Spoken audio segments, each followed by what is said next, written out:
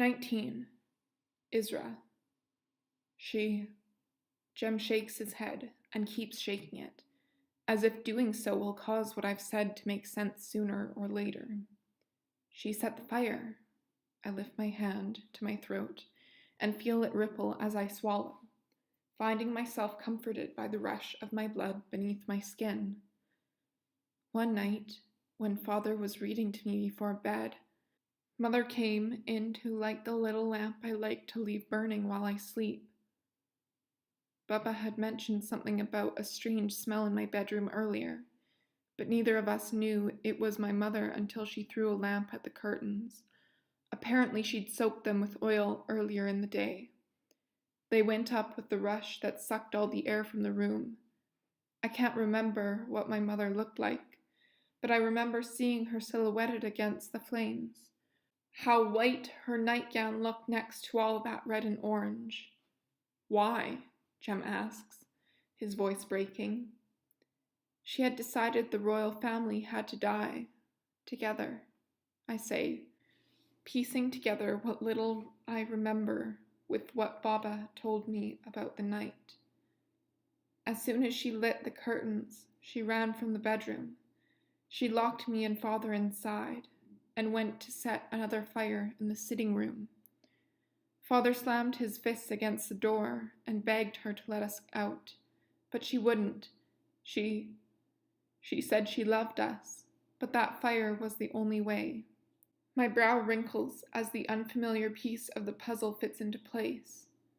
I don't know if seeing my bedroom is what helped my memory, or the fact that I'm telling the story aloud for the first time, but I can suddenly hear my mother speak, as plainly as if she were in the room right now. I can hear the tears in her voice, the genuine grief over what she felt, for some mad reason she had to do. I didn't remember that last part before, I continue. I'm sure I heard her. It was right before my nightgown caught fire. I press my fingertips to my lips, concentrating until I swear I catch a whiff of smoke. I screamed for Baba, and he ran back to the bedroom and threw me to the ground before the fire could touch my skin. I point to the spot on the floor, only a few feet from where I sit now.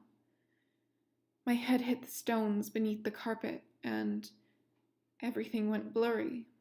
I don't remember much after that, but I know soldiers arrived and broke down the bedroom door. Father gave me to one of them and went to find my mother. She was in the music room, but she ran out onto the balcony when she saw Father and the guards. Baba said she refused to come back inside.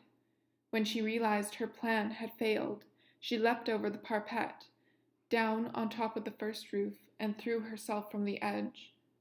I heard her scream as she fell. My father and Junji took her body to the rose garden next morning. I glance at Jem, who stands frozen on the other side of the room, as horrified by the story as the people were in the days after my mother's suicide. Suicide was always expected of her, but not like that. Not anywhere but in the garden. They slit her throat and spilled her blood on the soil. I drop my hand to my lap. According to the terms of the covenant, the queen should do that herself, make the first real, fatal cut before the royal executioner finishes the job. So it wasn't the way things were traditionally done, but it was a suicide, and the covenant was satisfied. The city had been running low on water for months, but that very day, the water came back, surging into the underground river at full force. For the next 3 years, the harvests were so abundant, Father had to have additional granaries built to contain the bounty. He named one of them after my mother. Not the greatest honor for a queen, but it was all he felt proper for a woman who tried to burn her family alive. Jem curses. It's a desert people word, but there's no doubt that it's a curse. She was mad, I say, defending Mama out of habit. My father and mother were married for almost 20 years before she came pregnant. I was a complete surprise. Mama was 40 years old when I was born. Needle tells me the gossips says she was strange before my birth, but afterward, I sigh. She started to talk about leaving the city. She even took me outside the gates once when I was 4. It's one of my earliest memories. We were spotted by the guards and brought back inside almost immediately, but my father couldn't trust her after that. He moved us both to the tower. Father said Mother didn't mind. The court life had always been a misery for her, and going out into the city center gave her fits. She'd get so upset she'd forget to breathe and faint dead away on the street. Was she sick? Jem asks. Not in body, I say. Father said the illness was in her mind, but that she seemed happy in the tower. He never thought she'd do what she did. I didn't either. I leaned back, resting against the mattress. I don't remember much about her. Almost nothing, really. But I remember feeling loved. I'm sure, in some part of her mind, she did what she did out of love. Jem crosses the room, his steps soundless on the thick carpet. He's learned to be silent in his boots, as if he is in bare feet. He's adapted well to my world. If only I could have the chance to see how I would adapt to his. I already miss the desert, the wind, the moaning of the dead trees. I'd never be alone in my sorrow out there. There would always be the wind to commiserate with. I'm sure she did, he says, as he stops in front of me. It's not hard to believe. I look up at him in surprise. It's hard for most people. It was hard for me when I was little. She was trying to spare you a life spent preparing to die. We are all preparing to die. Not like this. He squats down, resting his hands on my knees. You know it's not the same. I know, I whisper, running my fingers over the ridges on the backs of his hands, down the top of each finger, tracing the places where his claws go to hide.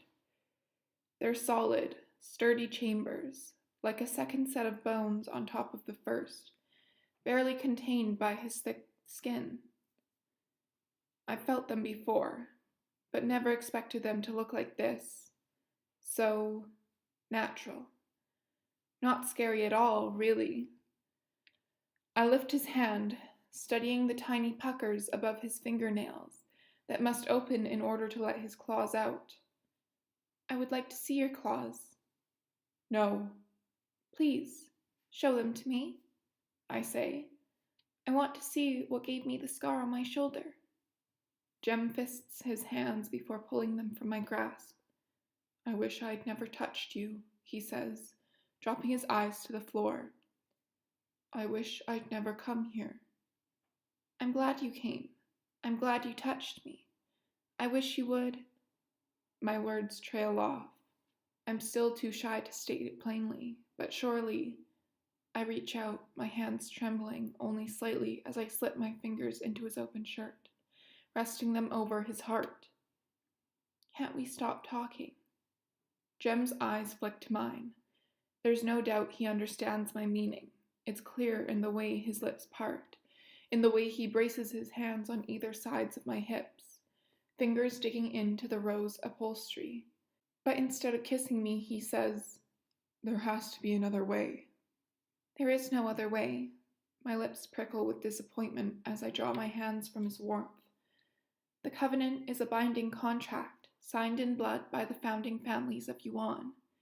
Its terms are non-negotiable. It's the covenant that's the source of magic, not the roses? I nod. The roses grew after the first sacrifice. They're a symbol, part of the magic, but not the source of it. A symbol of what? Jem's expression is so intense. It makes my head start to hurt again, just looking at him. From what? I close my eyes and rub the space between them with my knuckles. What do you mean? What has entered into this contract with your people? Jem asks. The magic of the planet has been quiet for hundreds of years. So, What magic is this? I don't know. I cross my arms over my chest, suddenly colder and tired. It's just magic. But whose magic? He asks. Who or what accepts the offering of a queen's blood and grants Yuan vitality in return? I start to argue, but the words I need won't come. What he's saying makes sense. Magic has come from someone or something. I know the roses grew after the first sacrifice. It's the most written and sung about event in our history. But as far as who made them grow, what inspires the flower's hungers for blood? I don't know, I say in a small voice. You don't know, he repeats, as if I've confessed that I don't know how to feed myself or put on my own shoes. No, I don't know, I say, defensive and anxious at the same time. I know the legend, but The stories say the noble families arrived in one of the 15 great ships. They were in charge of supervising the building of Yuan, making sure the dome would protect the colonialists until they knew it was safe for humans to live outside. Everything went well until the 11th year of building. That's when the workers constructing the dome, the one who spent the most time outside the ship, began to change. To mutate, Jem says, as if he's heard this story before, making me wonder how much history we share. Yes, I worry my earlobe between two fingers. But they mutated more quickly than people ever had on our home planet. Massive changes within a month or two, instead of the gradually over thousands and thousands of years. Even the scientists had no explanation for it except magic. For the first time, it strikes me how strange that must have been for my ancestors, for people from a planet with no magic to be suddenly trapped on a world ruled by it. The mutated people turned violent, I say, keeping my eyes on Jem's chest. They attacked the ship where the colonists had been living, and tore it apart, killing people who hadn't been transformed, destroying all the books and the machines that stored the ancient knowledge, and scattering them across the desert. I glance at Jem's eyes. His expression is neutral, patient, waiting for the rest. The noble families escaped with a few dozen others whose mutations were still minor, I continue. Together, they ran into the city and locked the gates behind them. They were safe inside, but the dome was finished and the central buildings constructed. But the city wasn't ready to support life. The animals they'd brought from their home planet were still very young. Seeds hadn't sprouted, and most of their medicines and supplies had been left aboard the ship. They had water, but not much food, and they were too terrified to venture outside the walls.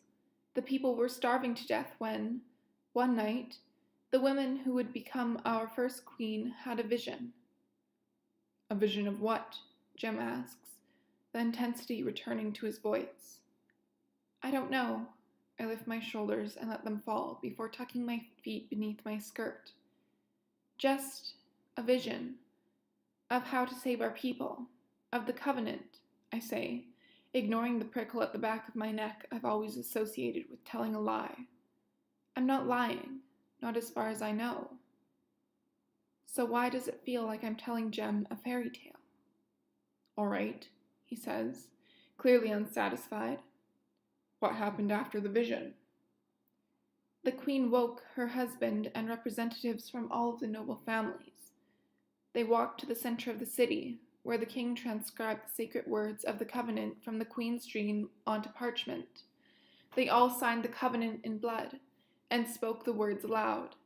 Then, the sun rose beyond the dome. The queen, as soon as her blood hit the soil, the first beds of roses sprang up from the ground. By the end of the day, crops that should have taken months to grow were ready to be harvested.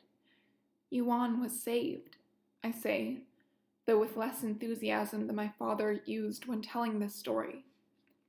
The king remarried that evening, and since then the city has never been without a queen, or a daughter in line to be the queen, for more than a single night. There are similar stories about the other domed cities. Each one felt the call and formed covenants of their own. Jem grunts his dubious grunt. That's the story as I know it. I turn my palms over to stare at the lines creasing the skin, embarrassed without really knowing why. The covenant came to the queen in a vision. The king wrote it down, no mention of who or what made the roses grow. I suppose I've always thought... Thought what? I don't know. It seems to me... I peek at him through my lashes. Maybe it was the power of our sacrifice that created the magic. I've seen sacrifice, Jem says. I've seen old men wander into the desert to die, to give their hut one less mouth to feed. I've seen mothers choose between two babies when there isn't enough milk for both of them. No magic roses sprang up when their blood was shed. There's something darker here. What do you mean? He studies me for a moment before saying, My people have legends too. I know that, I say with a tired smile. I don't mean legends like the girl who loved the star. I mean history. Stories from when our tribe was young, and some still remembered. A knock at the door makes us both turn our heads. Needle stands at the doorway with a rope she took from Jem the night we left for the desert, and an expression that clearly communicates that she thinks it's time for him to go. Just a few more minutes, I say, profoundly relieved that Jem preferred to talk instead of kiss. I can't believe I didn't think about the open door. If Needle had come to fetch Jem and found us kissing, or worse, she would have been scandalized. She would have been scandalized if it were any boy, but a monstrous boy. I pause, studying Needle as she studies Jem. What does she think of him? She set him free, and sent me out into the desert with him. She must trust him, or at least trust me enough to have faith in my judgment. And she didn't seem afraid when he crawled onto the balcony. She seemed more afraid of Beau, so maybe. We'll join you in the music room when he's ready, I say. The hope that I might be able to talk to Needle about the way I feel about Jem lifts my spirits. At least a little. Needle moves her hand to her lips and then rubs the same hand in a circle on her stomach, but I shake my head. No, we don't need anything to eat or drink, I say. Thank you. She steps back into the hall, but I can tell she's reluctant to go. Every minute Jem's here is another minute we could be discovered. Beau could be fetching his father and a team of guards right now. I don't think he would risk his future. He wants to be king and understands how stubborn I can be if I don't get my way. But Needle's right. We won't be safe until Jem gets back in his cell. Don't worry, I assure her. We'll be quick, I promise. Needle smiles, a grin that transforms her simple face into something truly beautiful, and nods before disappearing down the hall toward the music room. She's happy you can see her, Jem says. I'm happy I can see her too. I turn back to him. I never understood how much I was missing. We have our own language, but she says 100 things at once with her face. She does, and she's right. I should go. We can... Not yet, I beg, wishing he never had to go. Tell me your people's version of the story. It won't take long, will it? Jem's forehead wrinkles, the scales there crinkling like tissue paper. Not too long. He takes a breath, and his forehead smooths. The legends of my people say the old ships brought too many colonists. They expected many of the settlers to die in the first years here, falling prey to predators or disease. But this world was good to them. Their numbers grew, and by the time the domes were complete, there wasn't enough room inside for everyone. The people who organized the expeditions, those in power, the people you call the nobles, saw what was coming and took steps to protect themselves. They crept into their domes in the night and locked the other colonists out. Because they had mutated. A little, but back then my people still looked more like smoothskins, he says, taking my hand and turning it over, running his fingers over the flaky skin where my claws would be if I had them. They didn't fully mutate until months later. The summer heat was brutal that year, and brought new predators from the mountains. My people were dying of sunstroke and animal attacks. They left their settlements and returned to New Hope, to one of our first cities, I say, pleased I paid attention in my history lessons. But that's hundreds of miles south, past Port South even. My people were originally part of the New Hope settlement, he says. So they returned there, begging to be allowed in until the heat passed, but the people inside refused to open the gates. That's when my ancestors started north. They hoped the summer would be easier there, but it wasn't. They made it as far as Yuan before being taken in by another group of outsiders. They had built shelters with the remains of their ship and were weathering the heat a little better. He crosses his arms, emphasizing the breadth of his shoulders. It was hard for me to imagine him being descended from the same people as the small, narrow men of this city.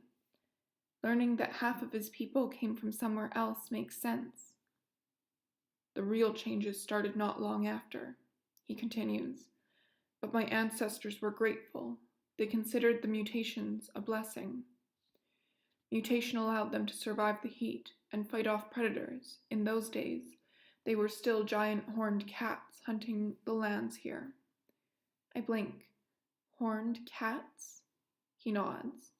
At first the creatures left us alone, but when my land outside the domes began to die, their usual prey died along with it, and they began hunting people. It's strange to think of the world being so different. But it was different, he says, with a passion that assures me this isn't just a story for him. This is his history, the legacy of his people. There were forests and grasslands, and fruit and game. In the early days, there was no reason for my people to envy the people in the domed cities. We had everything we needed. Even when the forests died and the grasslands turned to desert, we survived.